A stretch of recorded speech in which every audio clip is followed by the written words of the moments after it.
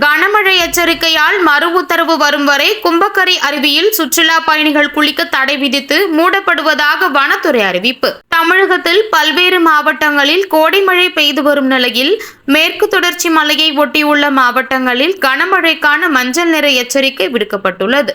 நேற்று பழைய குற்றாலம் அருவியில் திடீரென்று ஏற்பட்ட காப்பாற்று வெள்ளத்தில் சுற்றுலா பயணிகள் சிக்கிக் கொண்டதோடு சிறுவன் நீரில் அடித்துச் செல்லப்பட்டு பலியானார். கனமழை எச்சரிக்கை காரணமாக அருவிகள் மற்றும் நீர்நிலைகளுக்கு செல்ல தென்காசி உள்ளிட்ட பல்வேறு மாவட்டங்களில் மறு உத்தரவு வரும் வரை அடைக்கப்பட்டுள்ளது.